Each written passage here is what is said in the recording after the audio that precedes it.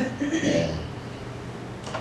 오늘은 이 본문의 말씀을 가지고 생명의 떡이라는 제목으로 말씀을 증거하겠습니다. 예수님은 자신을 생명의 떡이라 이렇게 말씀을 하셨습니다. 예수님은 이 떡이랑 관계가 깊습니다. 예수님이 태어나신 곳이 유대 베들레헴이에요.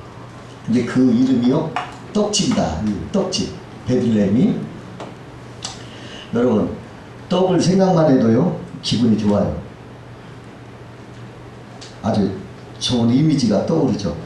부드러운 그러한 생각이 들고 또 여유로워집니다. 예수님 말씀은 하나님은 떡과 같다 이런 말씀이랑 같아요. 그렇게 말씀하시는 거예요. 얼마나 좋습니까? 하나님에 대해서 여러분 좋은 이미지를 가지시 바라요. 사람의 본능적인 욕구 중에 제일 중요한 것은 뭐냐? 식욕이다. 그렇게 할 수가 있습니다. 근본적인 그 배고픔이 있다면 그것이 채워지지 않으면 아무리 해도 만사가 귀찮은 거예요. 또 사는 게 너무 힘든 겁니다. 그러나 우리가 배부르면은 힘이 나고 또 자신감도 넘치게 되고 살맛이 나는 거예요.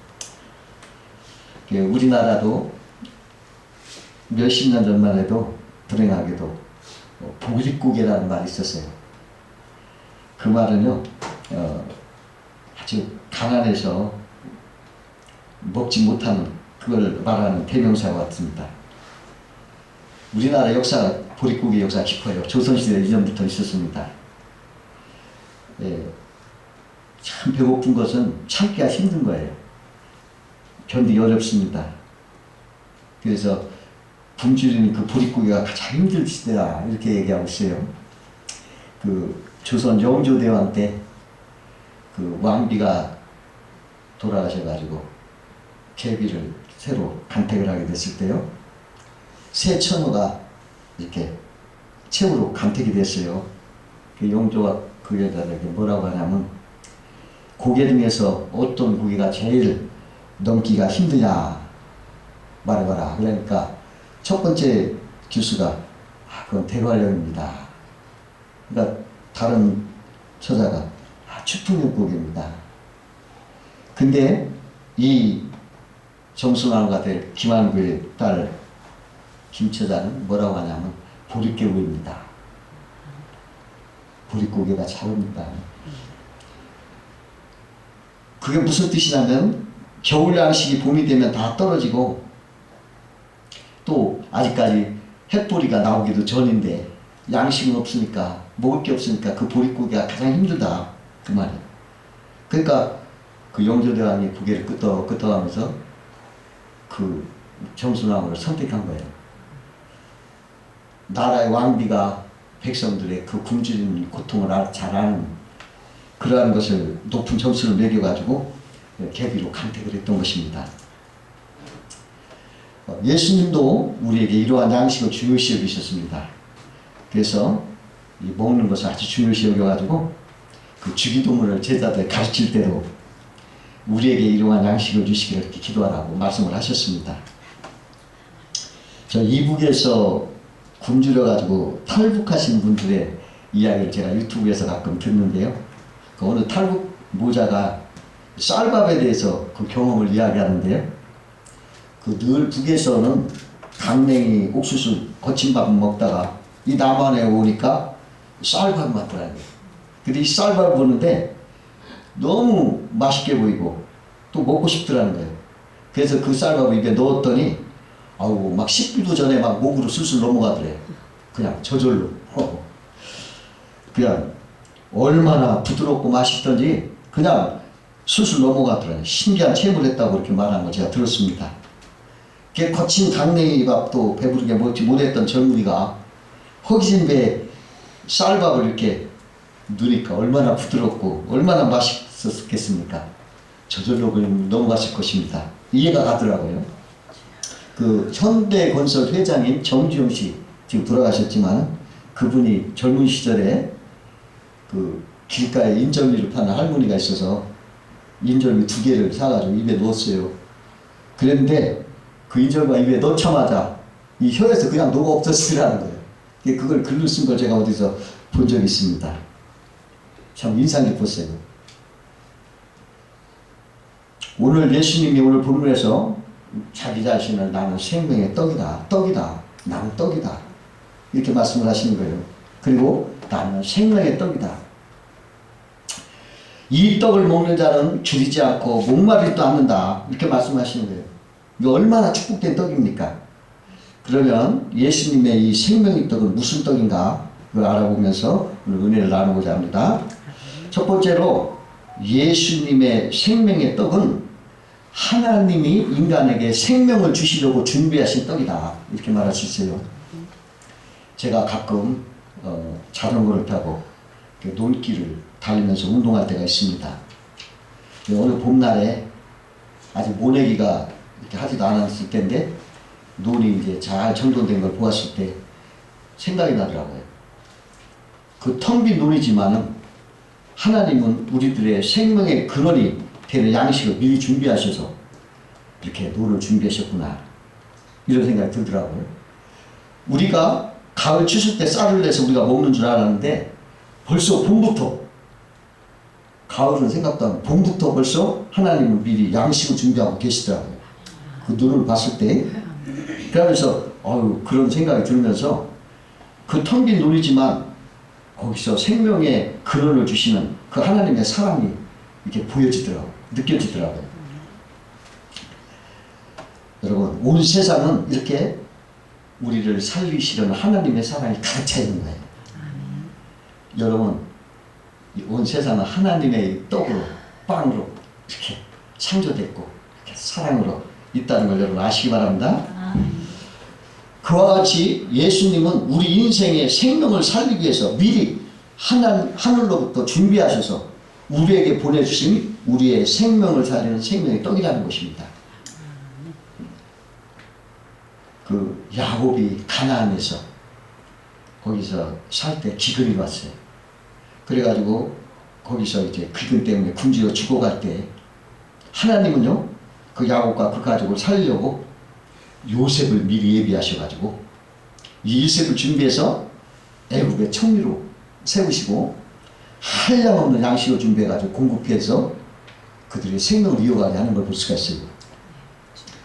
예수님은 이 요셉처럼 생명의 떡이 돼서 기근에 죽어가는 인생을 살리시는 하나님의 떡이다. 그렇게 말할 수가 있습니다. 아담 이후 하나님을 떠난 인생은 죄의 기근으로부터 굶주려 죽어가고 있는 거예요. 반드시 생명의 떡이 필요한 존재인 것입니다. 여러분, 자동차가 휘발유가 떨어지면 뭐 해야 돼요? 휘발유가 필요해요. 휘발유를 주유소에 가서 넣어야 됩니다. 보충해 줘야 돼요. 우리 인생의 장치에서 포도주가 떨어지면 어떻게 됩니까? 포도주가 공급돼야 돼요. 그것처럼 하나님을 떠난 우리 인생이 빵이 떨어졌어요. 이제 굶어서 이제 멸망할 수밖에 없는데 하나님이 그 빵을 주시려고 준비하신 생명의 떡이 바로 예수님이시죠. 우리가 예수님을 믿으면 생명의 영식을 공급받아요. 굶주려 죽지 않아요. 목마르지 않아요. 영혼이 살아나는 것입니다.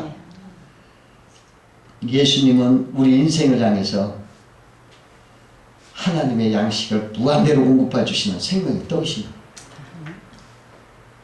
오늘날 예수님은 요셉같이 풍족한 생명의 떡을 예비하셔서 그를 믿는 자에게 굶주리지 않게 생명의 떡을 완전 공급하신 하나님이신 것입니다. 두 번째로 예수님의 생명의 떡은 영혼의 만족을 주시는 생명의 떡이다 이것입니다. 예수님은 그 오병이어 기적을 바라보고 그 사람들 그 육적인 그 떡을 육신의 그 떡을 하여간 막 구하려고 효단이 됐어요. 사람들. 그랬을 때 그 사람들이 뭐라고 하냐면 너희들 썩는 양식으로 해서 일하지 말고 영생하도록 있는 양식으로 해서 하라 이렇게 말하고 그들을 지도하셨어요. 사람은 지금도 썩은 양식으로 해서 분주하게 움직이는 거예요. 서로 다투고 서로 뺏으려고 하고 그 썩은 양식을 위해서 살아가요. 그런데요, 이 썩은 양식, 세상적이고 육신적인 양식을 우리를 만족하지 못하는, 우리 영혼에 만족을 주지 못하는 것입니다.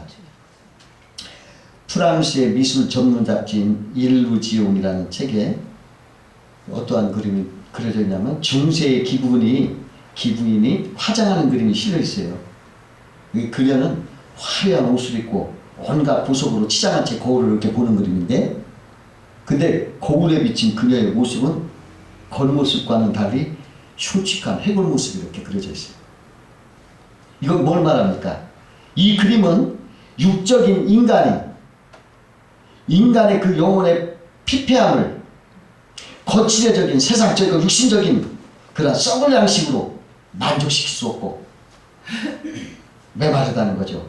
오직 영원한 양식이 되시는 하나님의 생명의 떡 예수 그리스도만이 인간의 만족을 줄 수 있다 하는 것을 우리에게 그림을 통해서 가르쳐 주는 거예요.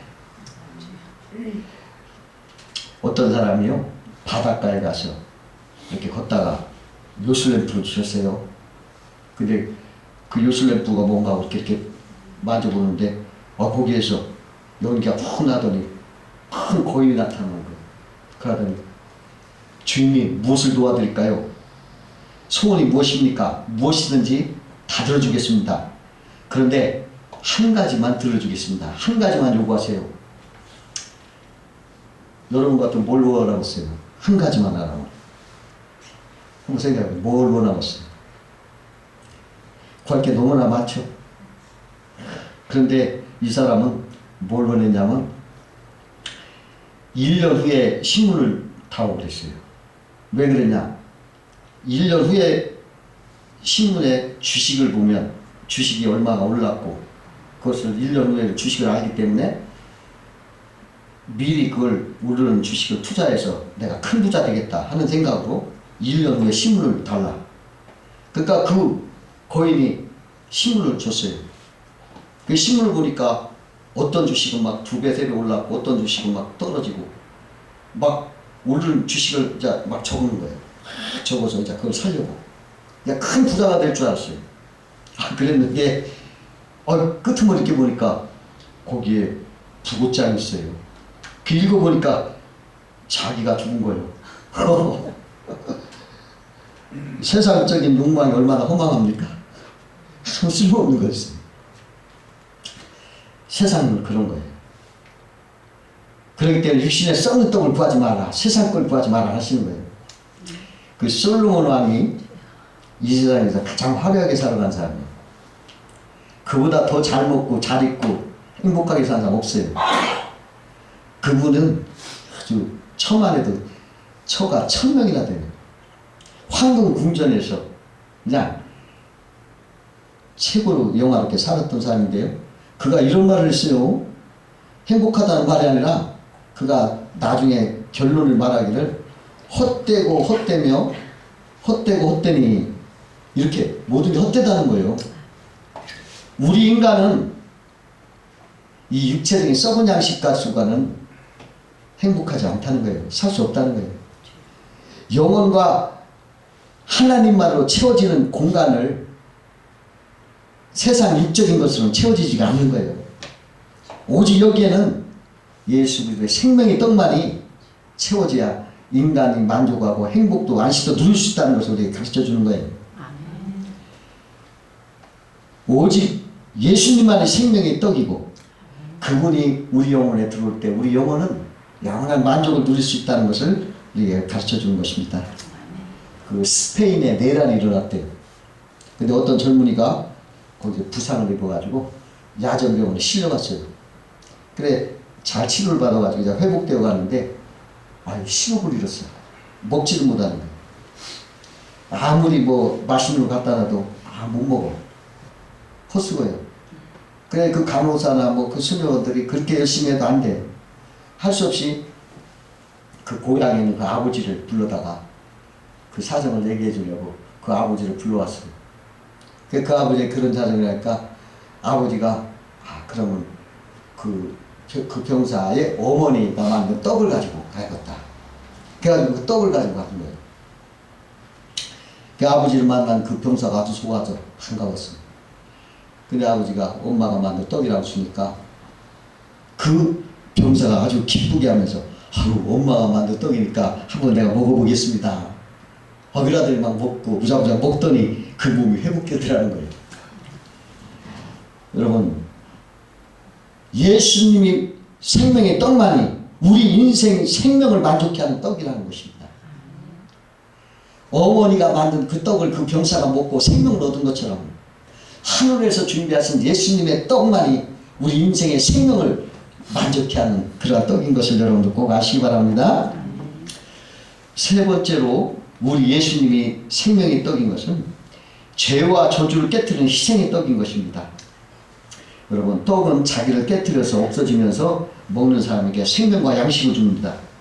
그와 같이 예수님은 자기를 깨트리고 피를 흘려서 인생의 죄와 저주를 다 멸하시고 우리에게 자유와 행복을 주시는 희생의 떡이었습니다.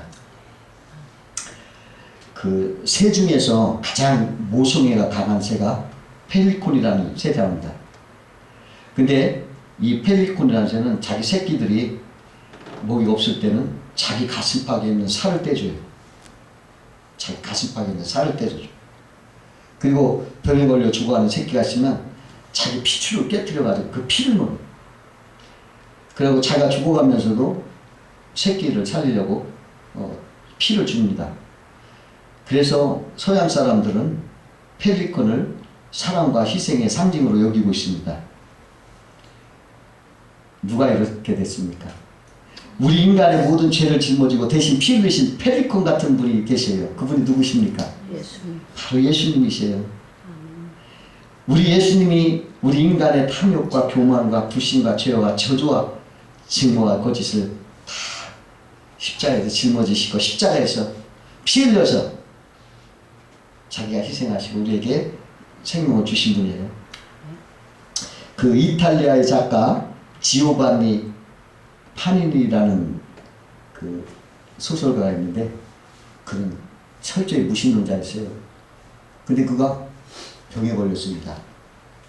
아무리 약이 100회 무약이요.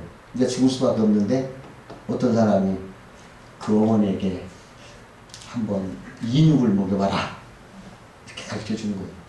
그러니까 어머니는 자기 아들이 살고 싶어서 자기 허벅지살을 떼가지고 그걸 끓여서 줬어요. 근데 그 타오웬이는 그걸 먹었어요. 뭔지 모르고 그냥 먹은 거예요. 그랬더니 병이 나아지기 시작한 거예요. 그런데 얼마 있으니까 그 고기가 또 먹고 싶은 거예요. 그 어머니 보고 그때 그 고기 좀 또 해달라. 그러니까 그 어머니가 아들 몰래 자기 살을 또 떼다가 그만 동맥을 잘랐어요. 그래가지고 정신을 잃고 말았습니다. 외출해서 돌아온 그는 그 충격적인 광고 보고 울기 시작했어요. 아이고 지난번에 먹은 고기도 어머니 살이었네요. 근데 그 어머니가 그 목소리를 듣고 간신히 눈을 뜨면서 정신을 차려 말하기를 이렇게 당부했어요. 아들아, 나는 죄가 많지만 죄 많은 몸으로 너를 구했지만 예수님은 죄 없는 몸으로 이 땅에 오셔서 우리를 위해서 살을 찢고 피를 흘려서 우리를 구해주셨단다. 너는 반드시 예수를 믿어라. 이 말씀을 알고 돌아가신 거예요. 그래서 그 파피니는 그리스도 이야기라는 소설을 쓰고 또 떡과 포도주라는 그런 소설을 써가지고 남은 여생을 복음을 위해서 전파하며 살았다. 그 말입니다. 그 오래된 얘기인데 어느 산모가 있었어요. 근데 너무 허약해서 그 산모가 아기를 못 낳는 그 제왕절개를 해서 낳으려고 하는데 너무 허약해서 수술을 못 받으니까 이 수혈을 하려고 피 주사를 해보니까는 그 혈액경이 10만 명에 한 명분이 남는 RH 마이너스 그런 희귀한 병 피였어요. RH 네가티브요. 그래서 신문에 이런 혈액을 가진 사람을 좀 도와달라고 기사를 냈더니 그 신문을 보고 한 병사가 찾아온 거예요. 그래가지고 이렇게 재보니까 똑같은 혈액해서 그 사람 병사 피를 뽑아서 그 혈액에 수혈을 해주면서 수술을 해가지고 옥동자를 낳은 거예요. 근데 안타깝게 이 병사가 피가 너무 흘러가지고 결국 죽었어요. 그 병사는 자기를 희생하고 그 산모 아이를 살렸던 거예요. 이와 같이 주님은 바로 우리에게 그 귀한 생명을 주시고 우리가 죄 때문에 죽어야 될 우리를 위해서 대신 죽으시고 돌아가시고 우리를 살리셨어요. 우리는 그 십자가의 보혈의 희생으로 우리는 새로운 힘과 소생을 하게 됐습니다. 죄 때문에 죽을 수밖에 없는 나를 사랑하시고 내 생명을 주신 예수님, 여러분 그분을 믿고 여러분 영접을 하고 그분을 의지하고 살아갈 때 이 약한 여인이 옥동자를 얻고 새로운 삶을 얻은 것처럼 하나님은 여러분들을 새로운 삶과 큰일을 내리실 것입니다. 여러분 예수 그리스도를 믿고 여러분 살으시면 영혼의 기근과 모든 죄의 절망에서 여러분을 생명의 떡으로 살아갈 것입니다. 그 위대한 신학자 오거스틴이라는 사람이 이런 말을 했어요. 우리는 믿고 나서 알 수 있다. 믿고 나서. 우리는 먼저 하나님을 믿고 나서야 하나님이 하신 말씀을 이해할 수 있다. 지금 예수님이 말씀들이 믿고 나서 하는 거예요. 우리 머릿속으로 알고 믿는 게 아닙니다. 믿고 나서 하는 거예요. 여러분들 좋아하는 건지 모르도 그 홍어라고 이렇게 잘 삭힌 고기가 있어요. 제가 그거 먹고 아주 깜짝 놀랐어요. 그냥 코가 그냥 콜라 먹는 것보다 더 세게 그냥 냄새 지독하더라고요. 누가 이런 걸 먹느냐고 싫다고 그랬지. 근데 그걸 자꾸 먹어보니까 그게 맛있어요. 그 보니까 사람들 그거 좋아하는 사람 엄청 많아요. 자꾸 먹어보니까 좋아지는 거예요. 그것이 참 귀한 음식이고 비쌉니다. 여러분 그와 같이 예수님도 여러분 이 말씀을 여러분 자꾸 믿어오세요. 그럼 이것이 치고의 떡이 되고 생명의 떡이 되는 거예요. 여러분들 이 떡을 먹을수록 여러분들 마취를 하게 되고 여러분 눈이 밝아지고 영생의 복이 임하는 거예요. 여러분 생명의 떡이 되시는 예수님, 우리가 아침 점심 저녁 세 끼를 음식 떡을 대하잖아요. 주님과 대하면서 영생의 생명을 얻는 여러분 되시기를 주의 이름으로 축원합니다. 네, 기도하겠습니다.